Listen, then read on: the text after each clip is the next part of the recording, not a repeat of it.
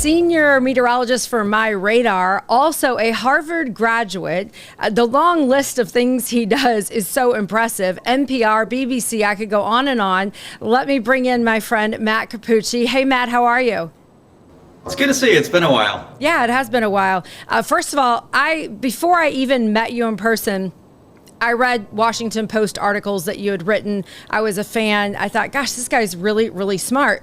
And then I got to know you and realized you are exceptionally smart. Let's talk a little bit about how you got into meteorology. You were born in Cape Cod, and then are you always a Massachusetts kid?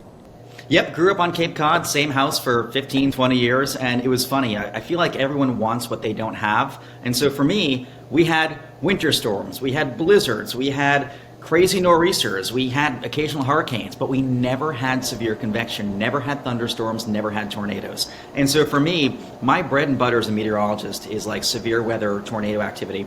And so, growing up, when I was 3, 4, 5 years old, I was obsessed with the weather. When I was 7, I saved my money to buy a video camera so I could storm chase and ride around the neighborhood on a bicycle, aiming the camera at the clouds. And I was always looking for tornadoes. And I remember when I was like 9 or 10, I was trying to convince my parents that we should do a family vacation to Moore, Oklahoma. And it's been like that ever since. Oh, that's awesome. That's so good. You talk about being a kid. A lot of meteorologists have, an event that they as a child saw a certain kind of weather, or their love for weather grew as a child. You were literally evolving into a meteorologist as a kid. One of the cool things about you is that you actually presented an academic paper for the American Meteorological Society. Tell me how that came about. Yeah, so when I was about 13, 14 years old, I had just entered high school, and my mother was trying to figure out what to do with me because, if you're an athlete in school, if you're Science Olympiad, if you're whatever, there's a place for you. But if you're a budding meteorologist, what the heck does one do with you? And so my mother was trying to find a place for me to go and cultivate that passion even more. And she found a weather camp at Howard University in Washington, D.C. And, I'd never been to D.C., had no idea what it was all about. We took the megabus down to D.C. that summer to drop me off. And if you've ever taken the megabus, it's like Spirit Airlines, but without the wings. It was an interesting journey. And at one point, it got to 109.2 degrees inside the bus, and I only know that because I had a pocket thermometer with me. But anyway, came down to D.C., I was nervous to spend 2.5 weeks on my own, and I absolutely loved it. It was run by Mike Mogul, who also runs a tutoring center in Florida. And it was cool to just be around a dozen other students who loved meteorology and loved weather as much as me. And it just so happened that upcoming August, so this was in July, in August, the broadcast conference for the AMS was in Boston.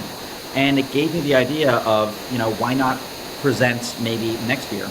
And so in June of 2013, I went to Nashville and got to present on outflow boundary related waterspouts. So for the folks at home, waterspouts are little tornadoes over water that form on the leading edge of cool air exhaust exiting thunderstorms. And I'd found, 3 or 4 different case studies of these waterspouts coming ashore in eastern Massachusetts. They're under the influence of cold air from behind the storm's leading edge. They kind of get pushed in erratic motions. And worked with the local National Weather Service to figure out a better way to predict these things coming ashore. Did a presentation, and it was great because not only did it give me some exposure, but it helped me meet so many amazing meteorologists and so many of the mentors who've become colleagues and friends nowadays. What a cool experience, and what a great thing to put at such a young age on your resume. You actually took some of that academia, I think that's how you say it. I think you took that, and you got into Harvard, but I never heard of a degree in Harvard about meteorology. Yeah, so Harvard doesn't have one. It was a very weird little department of one that I was. And so technically my degree is in atmospheric sciences. I made the major from scratch. But initially when I was looking at schools to apply to, I came up with Lyndon State, Cornell, and that was sort of where I'd narrowed my list down to. But Cornell is bloody expensive. They wanted something like $37,000 per year after taxes, or rather after financial aid. I didn't have that kind of money. And so my mother found that Ivy League schools will do sort of like the Walmart price match guarantee, where if you get into one, you can use that offer to negotiate with the others. Harvard, they actually recently announced that anyone who has a family that makes less than $200,000 per year gets to go for free. But at the time, it was such that you would only pay 10% of your household annual income. and the rest would be given financial aid wise, because Harvard has the biggest endowment of any school out there. I think they're up to almost $50 billion. And so I applied, didn't take the application seriously. At one point, the interviewer called me, and I thought she was a telemarketer, so I asked her to remove me from the calling list. And then she called like 3 or 4 more times. And by some miracle, got in, and Cornell eventually matched the offer. So Harvard only wanted something like $8,000 per year. Cornell brought their offer back down. And then I had a really tough choice. Lyndon State, which was actually at that point the most expensive, Cornell or Harvard. Cornell, great meteorology program, great school, or Harvard, which is just Harvard. And it's tough to turn down Harvard. And, you know, we discussed with my parents, and the verdict was I could always transfer out of Harvard, but nobody gets to transfer into Harvard. You don't get that chance twice. And so I went and somehow worked out something called a special concentration. So I made my own major from scratch. It's a very unusual thing. I took classes at MIT 3 days per week. I had study at times. It was a very strange program that was sort of an assemblage of many different puzzle pieces that typically wouldn't fit together. But it worked. It gave me the background I need. Interestingly, I didn't take any formal forecasting classes. I took a lot more of the theory, a lot more of the fluid dynamics, and much less in the way of the forecasting. But I figured I could teach myself forecasting. And here we are. Well, you've really created an incredible background and education for yourself. I thought the other incredible thing you did was you became a storm chaser. So not only were you learning about it, you were actually looking at storms. Is it true that you traveled 100,000 miles your senior year at Harvard? Storm chasing? Yep. So partially storm chasing, but so my program was kind of weird. There wasn't really a convective, a mesoscale meteorology class between either Harvard or MIT. There were ingredients to it, but not everything I would need. And so I negotiated to essentially get storm chasing added to my list of funded activities and added to a very small amount of credit for a course. And so each year I went down and storm chased, and the Coca-Cola Scholarship was kind enough to fund it and fund cameras and whatnot. And it taught me more out in the field than I think I've learned anywhere else. It was phenomenal. But at the same time, my goal was always to travel and see as much as I could in school, because growing up, you know, my family's from Massachusetts. We didn't really travel a ton. We occasionally went to, you know, Florida back when I was in elementary school, but we weren't big travelers. But I wanted to see and do everything. And for the first time, I had the financial means to do so. And I kind of had the motto where if someone would pay for a ticket, I would go anywhere.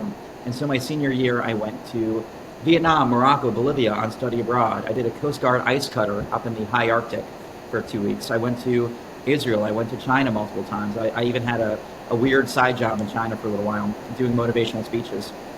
I went everywhere I could. I went down to Chile in South America, and so many random adventures with so many of my friends, and I haven't really stopped. I thought that would have to stop when I became, you know, an adult. Not that I'm really an adult yet. I don't think I'm an adult. But I thought that would have to change when I got, you know, a real job, so to speak. And it hasn't. I still travel 100 plus nights per year. Actually, I think last year I was in hotels like 150 nights per year. And the average life expectancy is 81. I'm 27 now. I'm 1/3 of the way there. I only have 2/3 of my life left to see and do everything. I can't wait. I got to go and see and do it all. Yeah, I love the enthusiasm. It really is true to seize the moment. The interesting thing I think about you and your personality is you have this wonderful education and mindset, but you also are a wonderful communicator. And not everybody gets both of those things in order to do this job. So you have a lot of people who are very charismatic, they're great in front of the camera, but they really are trying to work really hard on their meteorology and vice versa. Do you feel like the presentation skills came naturally because you have done TV, radio, writing, you know, all kinds of different communication forms, including dominating the social media? I just love your posts. Oh, thanks. I attribute it all to my teachers because, you know, one thing that surprised me, and I'll give the disclaimer, I appreciate everything Harvard did, an amazing school, you know, great people, great everything, but I didn't feel that the teachers, the professors at Harvard were the best teachers. They're experts in their field, but they may not always be good communicators. But the best teachers I ever had were elementary, middle, high school. I mean, I can still name every teacher out there. I mean, Miss Silva was my 3rd grade math teacher who she made math make sense. one of the best science teachers I ever had, Karen Runyon, Warren Phillips, in middle school, and then everybody in high school. And they were such good teachers, but such patient teachers, and they explained things in ways that made them accessible to the general public. I dislike the idea that has sort of been prevalent in journalism, in TV, and in so many places, where if it's a difficult or a scientific topic, we can't engage with it because it's too difficult for the viewer. I don't think anything's too difficult for the viewer if it's explained correctly. There's no reason why someone can't explain what bombogenesis is, or what, a bounded weak echo region is, or what spectrum width is on the radar, if it's done so in a soft serve manner. I mean, at the TV station I used to work at, I used to show spectrum width on air periodically. That had never made air before. No one ever showed spectrum width. But during a tornado warning, I'd pull it up and I'd say, hey, let's look at how much chaos there is in various pixels. And if we see a really chaotic area, that might signify rotation. And on, April 22nd, 2023, we got a mesocyclone, a spinning part of a storm, looking at the bullseye on spectrum width, and that was the only thing that showed it. And the public got it. And so I think there is an appetite for the public to want to learn more, want to sort of push what they know, if it can be done so in an accessible manner. And you've done it pretty well, writing, broadcasting, radio, social media. Do you have a favorite or least favorite presentation? Do you like doing weather a certain way? I like the variety. I'm probably undiagnosed ADD or ADHD. I cannot do the same thing for more than an hour at a time. I used to work for 2.5 years, 18-hour days, because I'd get up, I'd do the morning news, I'd come home, do my radar 9 to 5. And I'd be up at 2, come home, do my radar 9 to 5, do the Washington Post during commercial breaks, do radio in the evening, do BBC hits, DW hits, whoever. And then I would tutor or teach, and then I would run 7 or 8 miles and sleep for 4 hours and do it again. I did that for a number of years. And, I loved the variety. I like my radar because they gave me the opportunity to design whatever job I wanted. This job, so of all the jobs I have right now, I didn't apply to any of them. None of them existed before I showed up. My radar reached out to me and they were like, hey, come be our lead Met, design your own role. I said, okay. There's a TV station right now down the street that's trying to get me to come in and design my own role, and it sounds pretty exciting. The Washington Post, I have this weird contractor role. Jason Semino, who's, the mastermind behind Capital Weather Gang, reached out back in 2017? Yeah, 8 years ago, 2017, to have me start writing for him. Radio, BBC, they all kind of showed up. I do miss being in front of the green screen. I miss sort of that energy of live TV, but I also know that budgets change, and realistically, with 1 minute and 45 seconds, I just can't do as much as I want to do.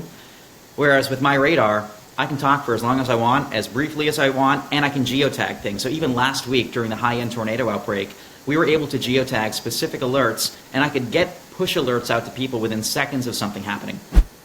Yeah, that's exciting because you know that you're making a difference right there. Your messaging is high end and it's critical to life and property. So that I understand exactly that. It becomes more meaningful. Talking about technology, there's a lot of physical technology that's come to pass that's really changing the job. But there's also AI. Do you incorporate AI into any of the ways you forecast, the ways that you prepare forecast right now?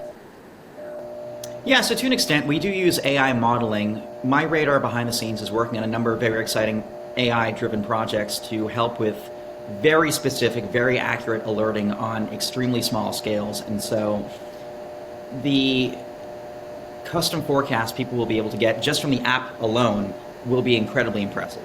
But then beyond that, we're using AI and leveraging it to provide forecasts to audiences we wouldn't otherwise be able to reach. So if there's a typhoon hitting Japan, you get a forecast from me speaking Japanese. If there's something hitting Korea, you get a forecast from me speaking Korean. I don't speak Japanese or Korean, and yet we're able to use artificial intelligence to transpose the graphics I produce into different languages, to create an AI voice of me speaking a different language fluently, and then it even changes the mouth to make it look like I'm mouthing something. Because at the end of the day, no matter how good the forecast is, it still just boils down to numbers, and people need a physical human to help make sense of that, and they always will. I don't think TV is going to stick around the way it is. I don't even think written is going to stick around the way it is. People love that hands-on video element, though. And so I think there will always be a market for that. With AI, I'm hoping to reach more audiences than I otherwise could just speaking English and some Spanish. Yeah, it's interesting, the global perspective, because it's true reaching over boundaries into different countries. But as the world becomes more and more accessible to people, you have a place like New York City where you have almost 700 languages spoken in the 5 boroughs of New York. And so while it might be predominantly English, there are a lot of people there that are trying to access their language. So having a dub service or a place where you can just change up the language and find out the messaging is really, really kind of cool. As far as we've talked a lot about meteorology and weather, what do you like to do besides weather? Do you have other things that you like to do? I know you've always got a bucket list. That is a really good question. So I love traveling. My goal is to, I think I'm at like 36 countries by now. My goal is to hit another 15 within the next year or two, so I can hit, I don't know, 50 by the time I'm 29, going on 30. My goal is to get to like 7 or 8 countries every year. I live for travel. Not only because it's fun to go places, but because you learn so much more. I mean, the number of random niche things I've learned in other countries and the number of friends I've made in other countries. I mean, I can land in half the countries in Europe and text a friend and be like, hey, let's grab dinner tonight. I love that.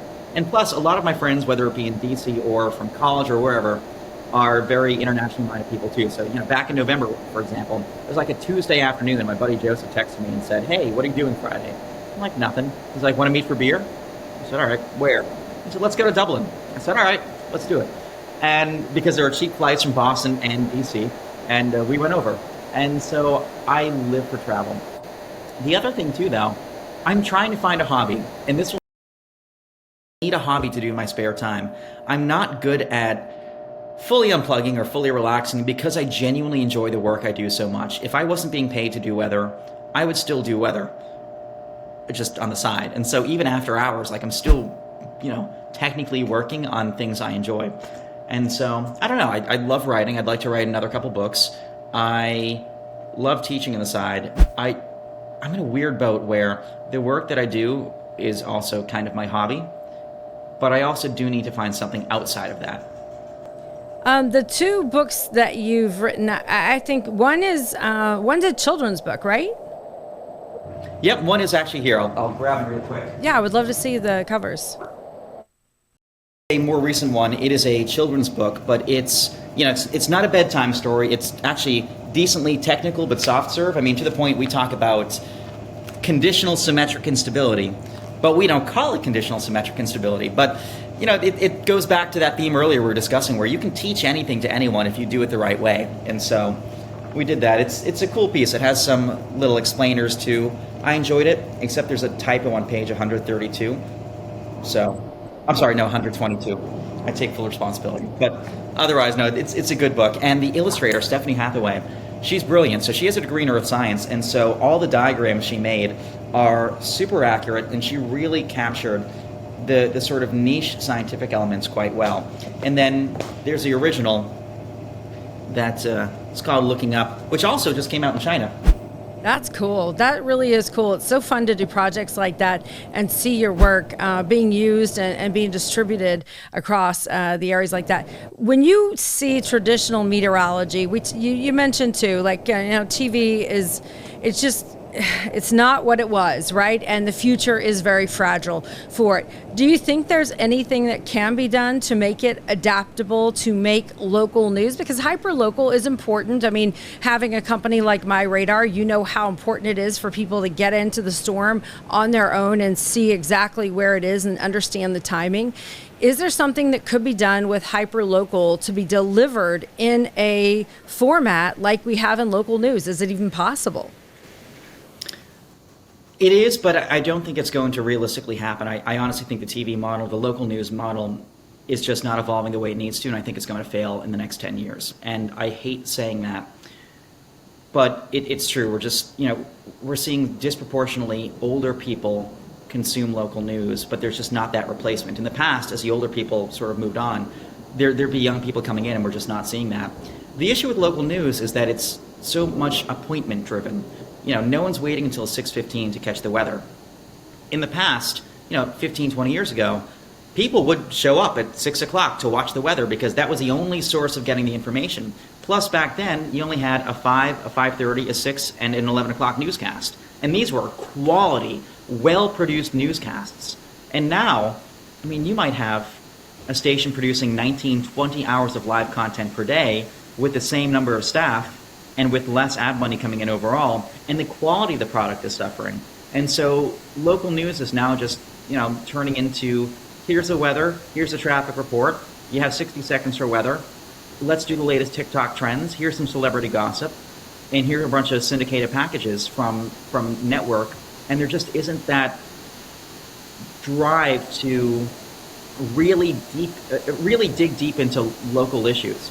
The other thing too, people are very trusting of brands, and I think given the political climate these days, I can see why there's a distrust in the media. And so people are distrusting of brands, they're trusting of people. And so I think in the next 5-10 years especially, we're going to see much more of a shift to specific talent versus specific programs. I mean, think about it. I left TV in late November, early December of 2023. 20 years ago, if somebody leaves local TV, like, that's it. They disappear, they're off into the sunset, you never hear about them again. And whereas my audience has only grown at an even faster pace since then because I can be in more places at once. And so I feel like in the next however many years, it's going to be all personality driven. Like, I'm not former Fox 5 meteorologist Matt Capucci. I'm Matt Capucci who happened to work at these different locations. And I know that will almost sound like an egoistical thing to say, but it's so much personality driven that people have loyalty to people, not to brands. Yeah, I really agree. I couldn't agree with that more. As somebody who's worked in television for 30 years, taking a break has opened up so many opportunities and so many things that I hadn't thought about before. And the real shocking part for me has been looking at the viewership, even on places like YouTube, and seeing how many eyeballs are being captured by individual meteorologists in that platform, substantially larger than local television. I mean, one thing, I watched the Kentucky floods on a YouTube channel. I think that was maybe a month ago, and I saw more people in less than a 24-hour period on this viewership than I would see an entire probably month of local television. So that's pretty shocking to see some of those results out there, which brings me to, one of the things that's really gotten a lot of attention in meteorology is, aside from the studio meteorologists, is the field meteorologists. Storm trackers, storm chasers, you've done that in the field. What do you think about this explosion of, I will call them both field meteorologists, because there are some, then the others are kind of storm chasers or storm trackers? Yeah, so I think, everybody loves seeing shiny footage of tornadoes. It's cool. There's nothing cooler than being in the field. I think that one area where we're lacking is having, the hardcore scientists who you see inside also be out in the field. You have either the people who are in the field tracking, they sometimes come across as adrenaline junkies, but you don't really see them doing that sciencey thing. Or you have meteorologists in a nice cozy studio somewhere where, there might be a hurricane going on outside and they're inside looking at data. And to me, to garner public trust, you have to be able to do both. I might work, 50 hours in 3 days leading up to a hurricane. I might work, in 2022, I worked 148 days in a row. But my goal is that I'm with people up until the storm starts, and then during the storm, I'm riding it out with them, because you can't gain more trust or credibility than when you're in a storm with somebody and they're listening to you as a lifeline and you're walking them through it and you're saying, here's what I'm hearing, here's this sound, here's this whoosh, here's this, what I'm seeing visibly. Because when people go through, the hell of a hurricane, they don't know what they're up against. They see all these shiny colors on a radar map, but to quote James Spann, it looks like a bucket of spilled paint. But if you have someone walking them through it, it's almost like a fireside chat, so to speak. And I love that element. Yeah, I would say it really helps people take the advice or take the warning to heart, because they've seen what it can do, right? Absolutely. And the other thing too, credibility comes from someone knowing their stuff, but also participating in the stuff. It amazes me how many meteorologists I've seen who, they might be phenomenal on air, but if they don't have the drive to go out and see and do these things, how can someone spend however long, tracking tornadoes, but never want to go out and storm chase? Or how can someone, dedicate their life to pointing at a hurricane on wherever, but not want to go out and be in the hurricane. And to me, that intimacy with not only the data, but also the real life phenomenon makes someone that much more attuned. Nowadays, I've intercepted 31, 32 tornadoes close range. And, I don't think anyone else in the DC market has that sort of severe weather experience, to the point where back in 2021, I was able to literally run out of the Fox 5 studio and drive to where I thought a tornado would touch down. And lo and behold, an EF2 was on the ground right in front of me. And that wins over viewers. Viewers see that. I had a competitor a while back, and we were discussing back and forth, and I invited this competitor to storm chase, and they said, no, I don't want to get my hair wet. And I said, who doesn't want to get your hair wet? Like, sometimes you got to get your hands dirty. You got to get it out in the field. And I've loved watching you do every so often on Instagram compilations of all the different field work you do. And I think that's the niche we need more of. You've done so many years in the studio, but you also get out and get your hands dirty with the data. And I wish there was more of that in this field. There needs to be. Yeah, I would say I learned so much about the dynamics of the atmosphere by actually seeing storms, because weather is 3D, right? We might learn it in a textbook, but it really becomes 3D and comes to life. It was just so important for me when I first started doing things in the eastern plains of Colorado with tornadoes. But we actually chased in helicopters because that would get us out to where we need to be quick. Now you've got drones. Now you've got all this technology where people are seeing things even faster and cooler, which I just think is impressive. But the other crazy thing that I was dying to ask you about, Matt, is on Instagram, on X, on these different social platforms, I see a lot of fake stuff come through. How does like Capital Weather Gang, BBC, any of the TV stations, do you have a way that you deal with, like, let me see, is this real or not? It's almost a little bit of forensic meteorology. If someone can't give me specifics about where it came from, when it was taken, etc., then odds are it's either fake or a mispurposed photo. The other thing too, AI really struggles to capture light and where the light source is, where it should be coming from. So you almost have to know what time of day is it in this purported picture, where should the sun be, is the sun doing the things it should be? I mean, stuff like that. It requires, most of the time it's pretty easy, but sometimes it is actually rather difficult. But I think there's just not enough of that fact checking in local news. We saw back in December, almost all the local stations here in Washington, D.C. sent videographers and sent reporters out to the house of Larry Hogan, the former governor, to cover 25 drones he saw over his house that later turned out to be stars and the constellation Orion and the Big Dipper and airplanes landing at BWI. And so I feel like when it comes to things in the sky, local news and journalists and really anyone who doesn't have a background in meteorology is not well equipped to fact check. If they see something in the sky, if they get a viewer photo, they immediately think it's real.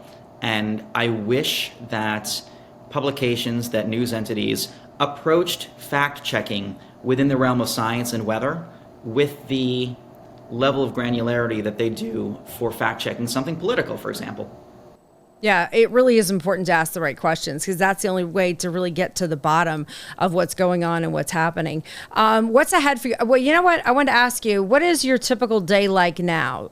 Since, you have a little bit more control and flexibility over it, do you have a routine that you stick to? It really depends entirely on the weather. Like today, for example, my work is rather flexible and there's not, too much going on. But if it's a busy weather day, I'll be up by 6:30, 7 o'clock, up doing a jog, and then immediately I'll prep a bunch of forecast videos. I'll have those recorded by 9:30, sent to the editors in Florida. Our goal is usually to get people on their lunch break, and so we tend to have our videos out and send push alerts around 11 noon. If it's a hurricane, I'll be working nonstop, and then fitting in coverage for BBC, DW, whoever else as needed. After this, for example, I'll be writing my Washington Post article. But it's been a much more tranquil schedule since departing TV, and it's kind of funny because part of me misses the grind of being busy all the time, but I can sleep now. I can remember things. When I tell you, 2 years ago, I could not remember anything at all. I'd be getting up at 2 and I wouldn't be going to bed until 10. I had no memory. My memory was shot. I remember getting to the Weather Center one morning and sitting down in my desk chair to make the forecast and panicking because I couldn't find my seatbelt. And I was like, wait, I'm already here. Yeah, it's kind of crazy. I can't leave you without asking you about hurricane season. Looking at even some of the ocean temperatures right now, slightly cooler. Any early thoughts on what is ahead or any indications that you've been looking at?